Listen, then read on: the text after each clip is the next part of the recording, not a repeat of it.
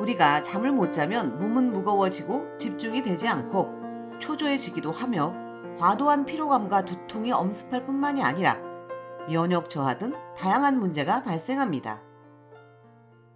건강한 일상을 보내기 위해서 우리는 매일 평균 7시간 정도의 잠을 자는데요. 하루에 약 3분의 1이지요. 하루가 아닌 평생이라는 시간으로 확장해 보면 80세까지 산다고 가정했을 때 약 24년을 잠으로 보냅니다. 이렇게 긴 시간을 잠으로 보낼 만큼 호모 사피엔스인 우리에게 잠은 절대적입니다. 이런 우리는 스트레스 등의 여러 가지 요인에 의해서 잠을 잘 수가 없는 상태가 되기도 하지만 경우에 따라서는 필요에 의해서 공부하느라 일하느라 아니면 게임하느라 자발적으로 잠을 포기하기도 합니다. 그럼 다른 동물은 어떨까요? 아프리카 사바나 지역에 사는 이 코끼리는 하루 중 주로 새벽인 2시에서 6시 사이에 2시간밖에 자지 않습니다. 심지어 48시간 동안 단 한숨도 안 자고 30km를 횡단하기도 합니다. 잠재적인 포식이나 밀렵을 피하기 위해서입니다. 한편 바다에서 수개월을 보내는 북방 코끼리 물범은 다이빙을 하면서 잠깐 토막잠을 잡니다.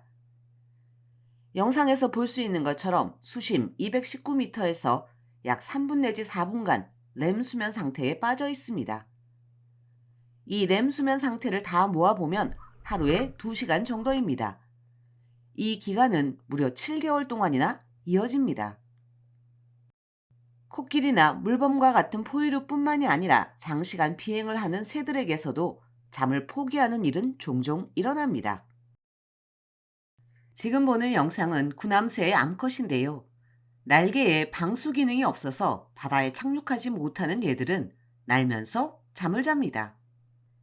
영상에서 보면 순간적으로 자는 것을 확인할 수 있는데요. 그 시간을 다 합쳐봐야 하루에 약 35분 정도에 불과합니다. 이렇게 짧은 시간만 자면 수면 부족에 시달릴 것 같지만 몇 주, 아니 어쩌면 몇 달 동안을 거의 잠을 못 자도 먹이를 찾고 소비하는 데 필요한 주의력과 인지 능력은 유지하는 것으로 알려져 있습니다. 즉, 이런 동물들의 사례를 통해서 수면 부족이라는 것은 진화적으로 적응할 수 있는 생리적 현상이라는 것을 알 수 있는데요.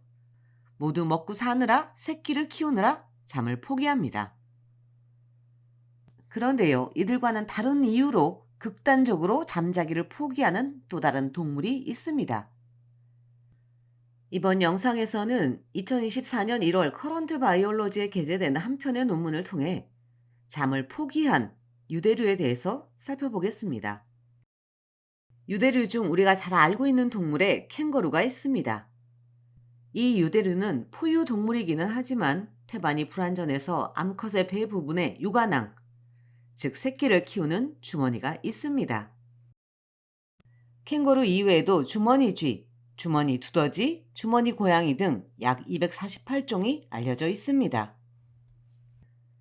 그런데요, 이 녀석들 중에는 극단적 번식 전략, 세멜파리티 전략을 가진 녀석들이 있습니다. 먼저 극단적 번식 전략, 세멜파리티가 무엇인지 살펴보겠습니다. 세멜파리티는 일회성 산란 또는 단회 번식이라는 의미인데요. 일회성 산란이라는 단어를 듣는 순간 연어가 떠오를 것입니다. 연어 종류마다 다르겠지만 약 10년 정도의 평균 수명을 가진 연어는 평생 딱 한 번 번식에 모든 것을 투자하고는 고향인 개울에서 죽습니다.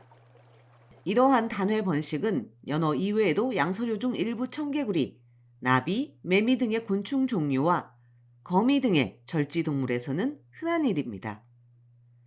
그런데 이미 언급한 것처럼 포유류의 일종인 일부 유대류에서도 나타납니다. 호주에 사는 주머니 고양이과에 속하는 더스키 안테키누스와 민첩한 안테키누스는 단회 번식을 하는 대표적인 유대류입니다. 이 단회 번식은 오로지 수컷에서만 나타납니다. 즉, 수컷은 짝짓기가 끝나고 난 이후에 얼마 지나지 않아서 죽어버립니다. 그 확률은 100%로 단 한 번의 예외도 없습니다. 이를 짝짓기 증후군, 메이팅 신드롬이라고 하지요. 암컷의 경우에는 1년에 한 번 새끼를 낳는데요. 2번 출산하면 대부분은 죽습니다. 드물기는 하지만 3번 출산하는 경우도 있다고 합니다. 그런데 왜 수컷은 짝짓기를 하고 나면 죽는 것일까요? 힘을 너무 많이 써서 그렇다고요? 그렇다고 볼 수 있습니다. 저렇게 용을 쓰면서 격렬하게 힘을 쓰니 엄청난 에너지가 필요할 텐데요. 이를 뒷받침해줄 충분한 에너지원 공급이 필요합니다.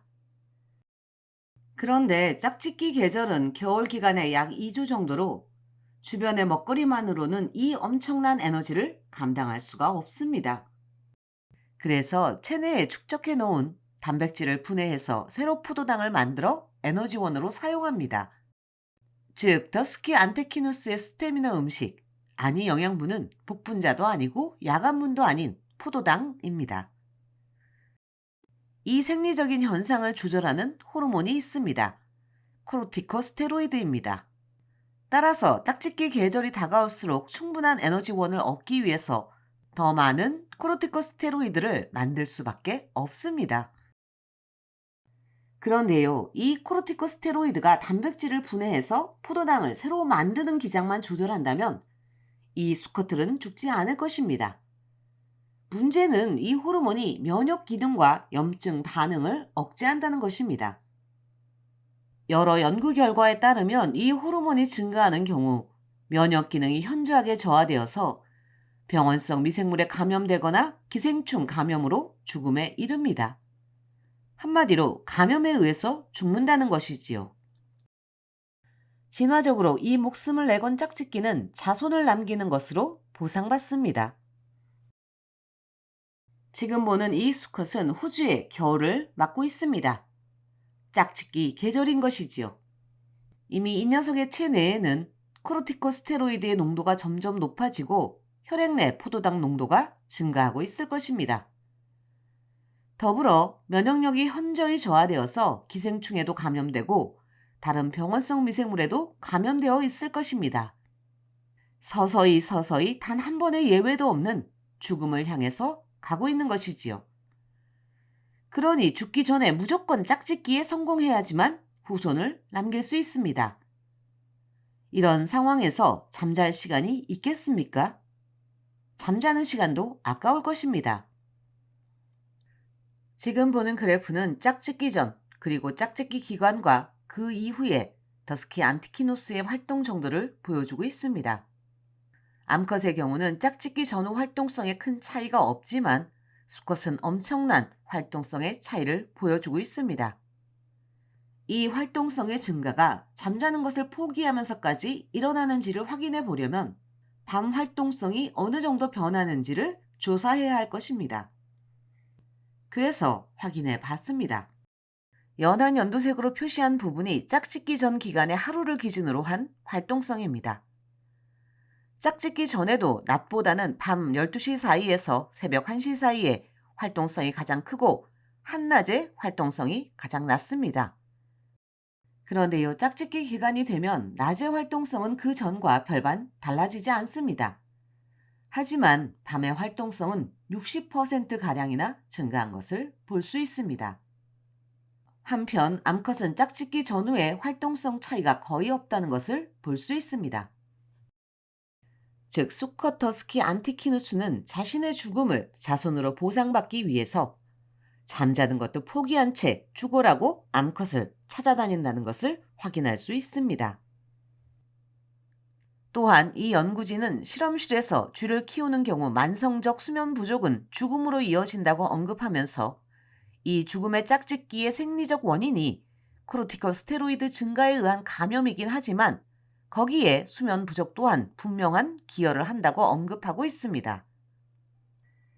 사실 우리의 경우도 개인별 수명의 차이는 유전적 요인이 가장 크지만 개개인이 수명을 늘릴 수 있는 가장 확실하고도 유일한 방법은 잠을 많이 자는 것이라고 합니다.